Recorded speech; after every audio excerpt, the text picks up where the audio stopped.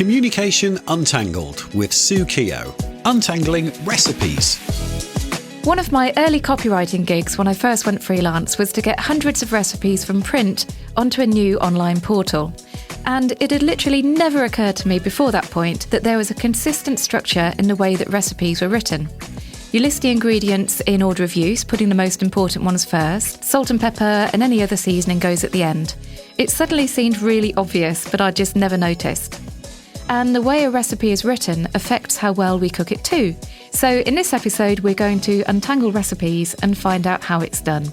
I'm joined by Noor Murad, who is part of Yottam Ottolenghi's test kitchen team. Her recipe books include Shelf Love and Lugma, which means a bite in Arabic, and is an ode to the food she grew up eating during her childhood in Bahrain. She's cooked trackside at Formula One and trained at the Culinary Institute of America in New York. She now lives in London and invited me over to the very kitchen where she develops her delicious Middle Eastern recipes. She tells me how you test and proofread them, how social media puts us under too much pressure to make our food look glamorous, and the challenges of translating clotted cream into different languages. We also think about a different kind of recipe, the formulations for beauty products, and how iconic brands like Chanel have to list the ingredients by law, but not give away their trade secrets. Let's go to Noor now. I wondered what the differences were when you write a recipe in Arabic or English. They are pretty similar in terms of structure. Like you have your ingredient list, you have your method. I do find the Arabic ones to be slightly wordier. I usually do. And there's this thing as well that, especially like with online forums and stuff, when I try to look for like old Arabic recipes, it's always a woman writing the recipe. Okay. As if she's speaking to another woman. Grammatically, and English doesn't have a masculine and a feminine, right? They'll just be like, put the pot on the stove. The way it's written in Arabic, it's directing it to a woman. So I don't know, it's almost in a way like, oh, because a woman's in the kitchen, so it's a woman speaking to a woman to tell her what to do. But these are like very old style, like forums, you know, but it's not necessarily always the way. But I always find that quite interesting.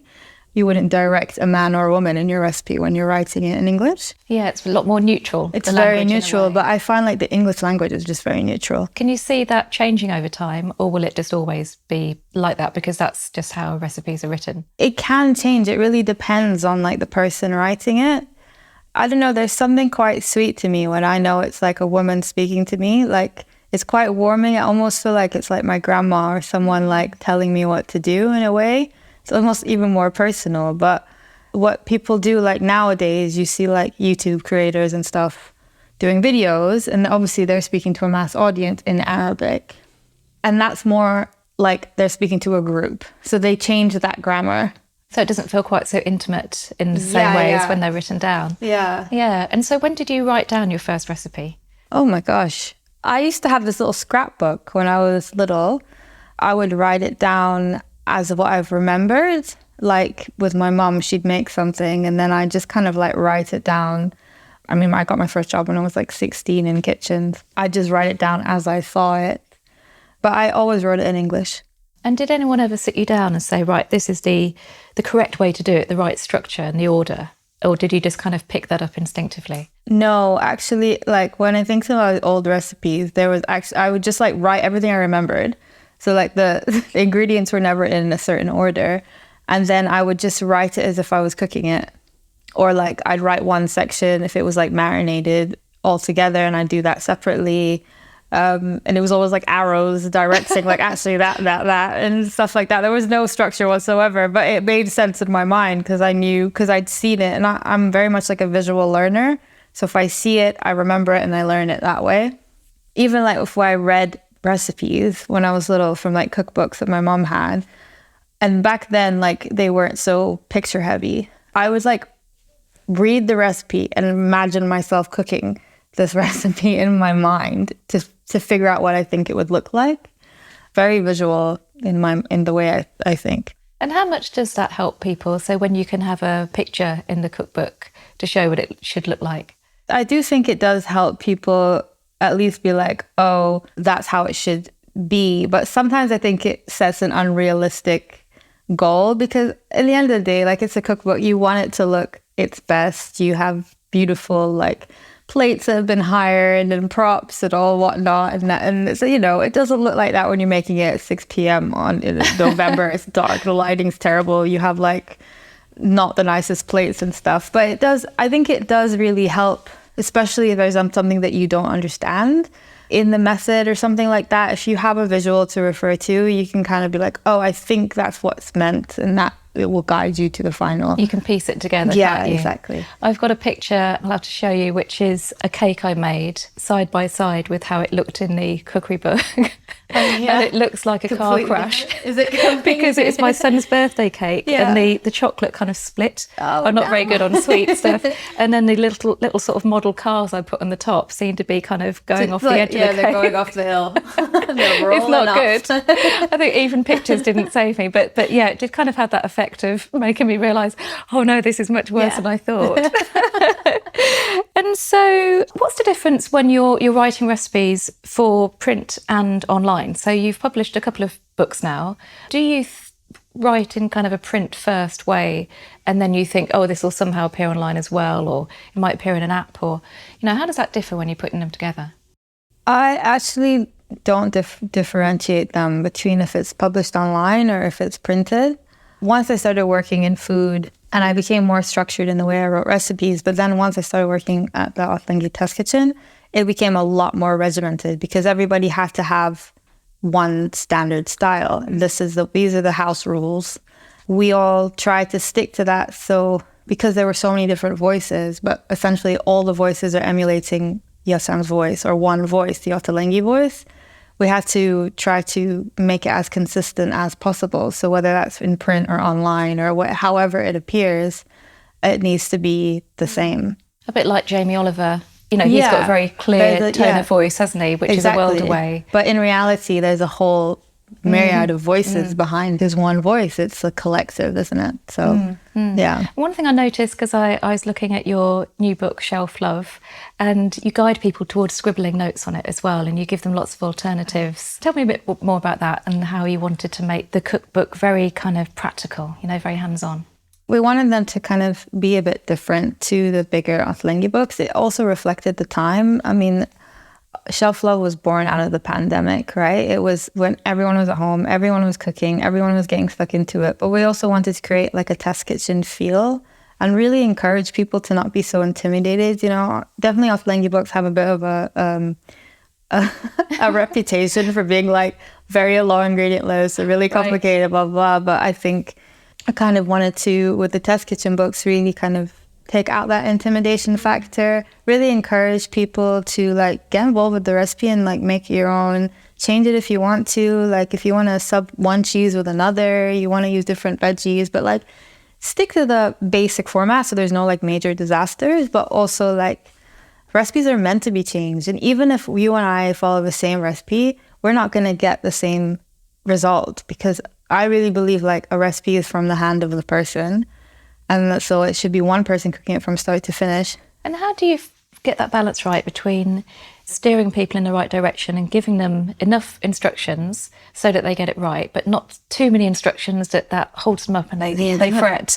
How do you walk that path in the middle? It's quite interesting because I've just finished my own book and I worked with a different publisher and they told me that actually my instructions are almost too precise, like they're very pedantic.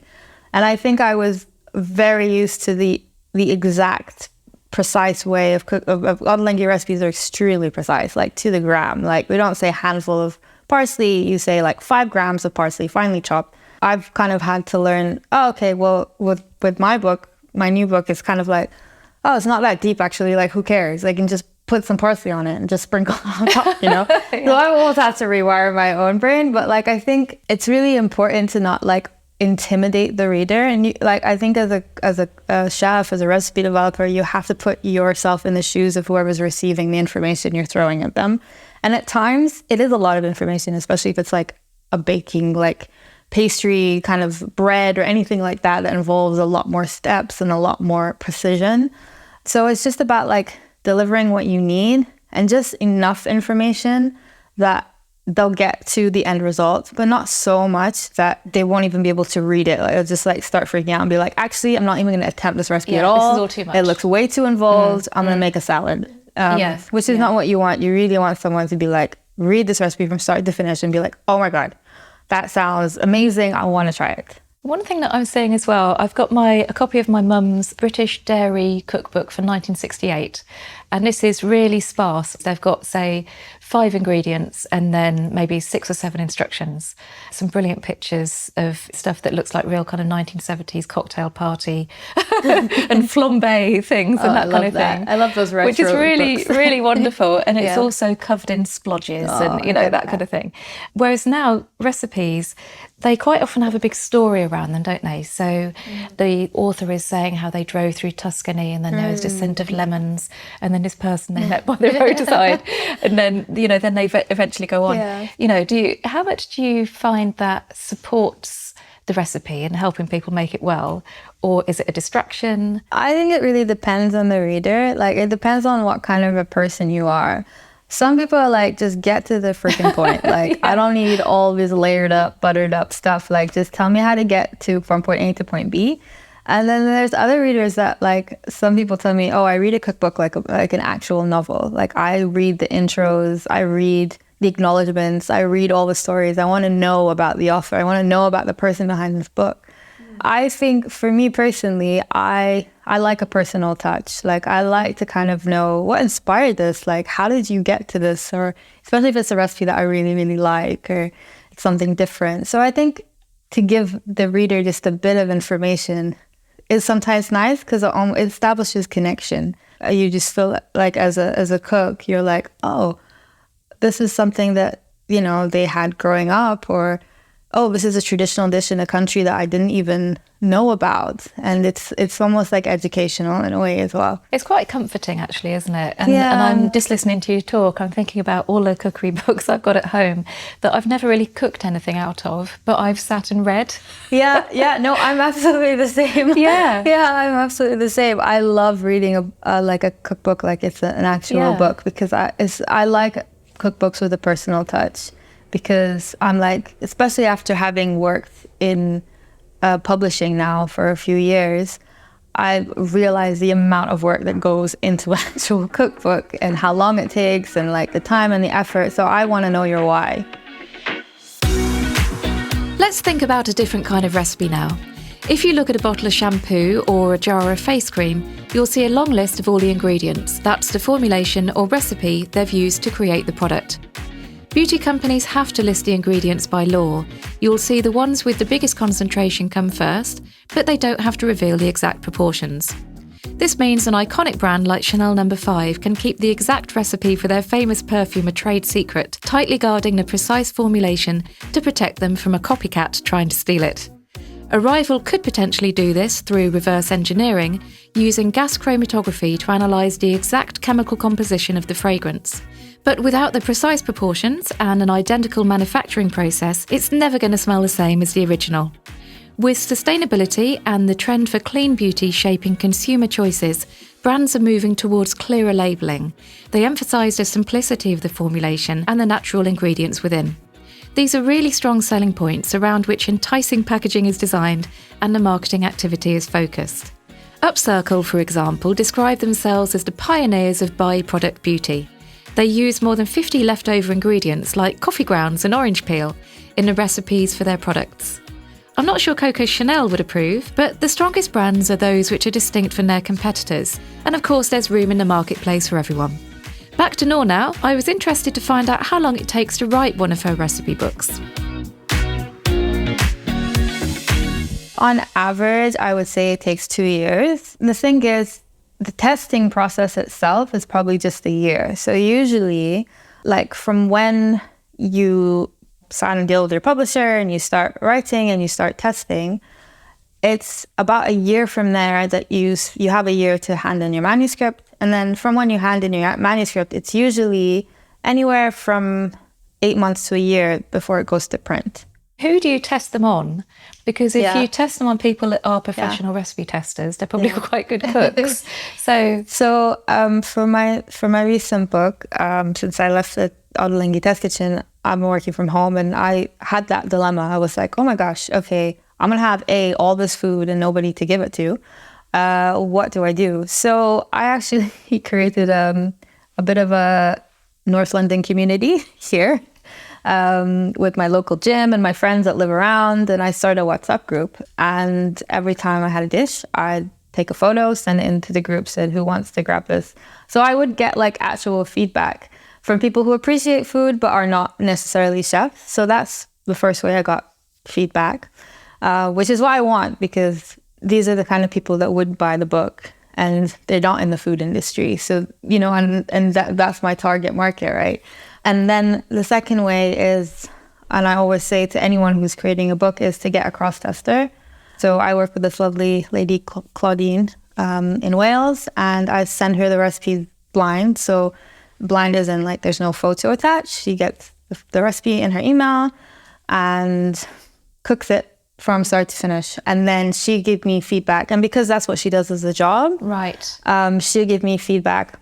She'll send me a photo, and it's always like an unglamorous photo, which is great because I want to see what it would look like in a real person's kitchen. She cooks for her family and stuff, and she'll give me feedback or any mistakes in the recipe, like maybe I left out an ingredient or left out an instruction. How has it changed in terms of people's expectations of recipes? You know, you mentioned earlier about TikTok. What are the kind of expectations now?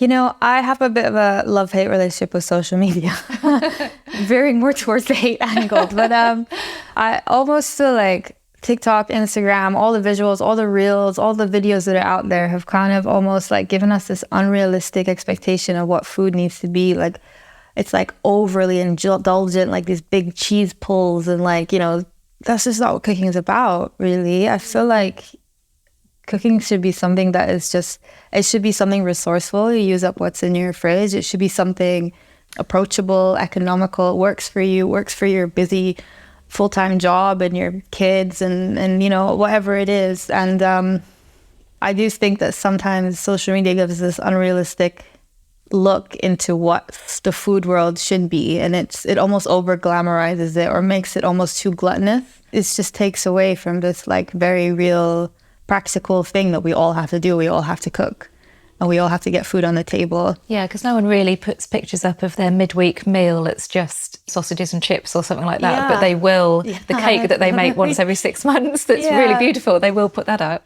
Yeah, exactly. So does that make people feel like, yeah, they're not good enough in their cooking and maybe hold back from doing more cooking? I think it might contribute to it, definitely. Or it almost like everyone's just trying to one-up each other on different ways to do baked oats and or something like that. And we consume so much media that we almost become desensitized to anything.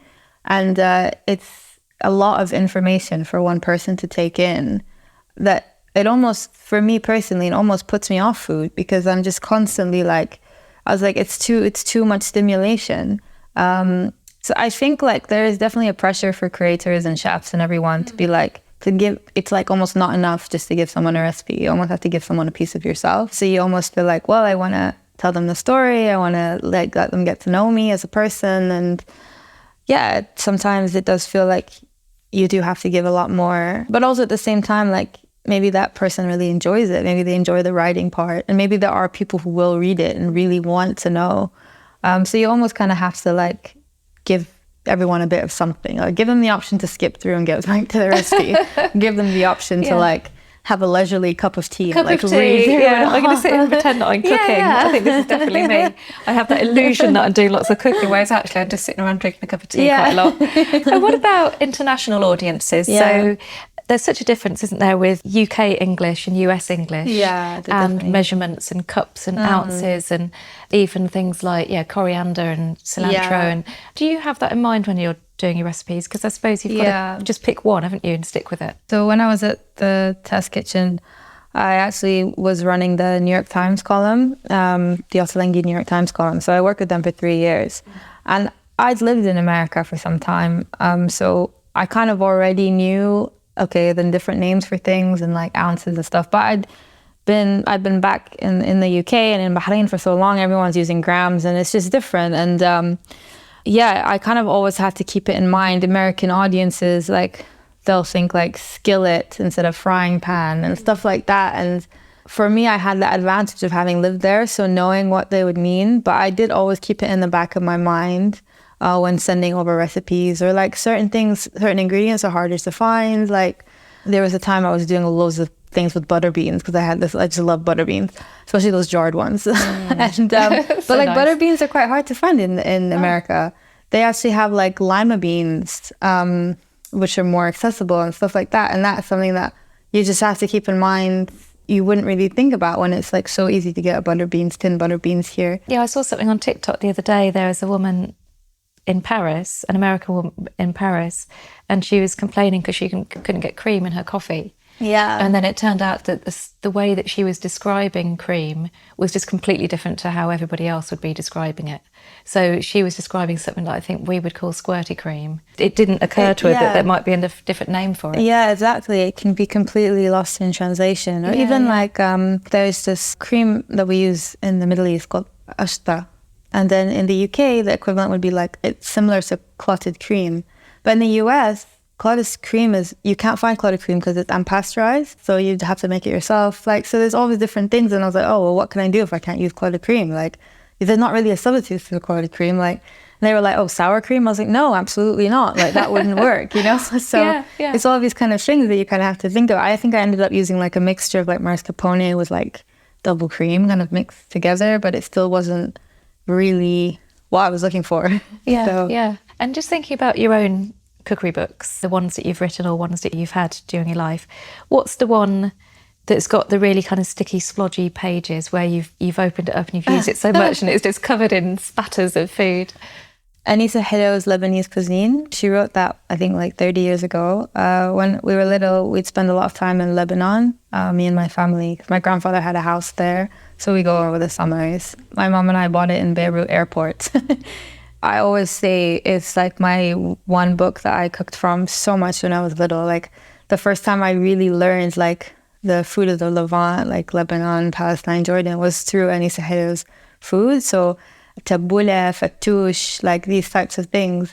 It was all Anissa Hedow's recipes. So I treasure that book so much. It's definitely got my fingerprints all over it. If you've listened to our episode on Untangling Instructions, you'll hear some interesting parallels. Medical devices have instructions that people read in a hurry. Lego has instructions designed to be part of the fun. With recipes, instructions have gone from sparse and functional to having whole worlds built around them. Elaborate stories that get you daydreaming about travelling to the Sicilian coast or the hustle and bustle of a market in Bangkok. You could buy the book and still enjoy it, but never even turn the oven on. Which is a reminder that not everyone follows our content in the way that we intend.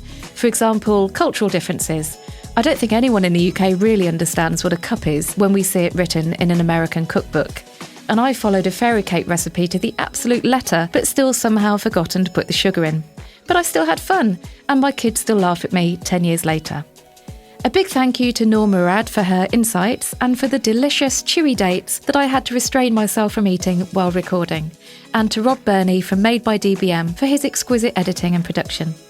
You can see show notes from the episode on my website, which is sookio.com/podcast. That's SOOKIO.com/podcast.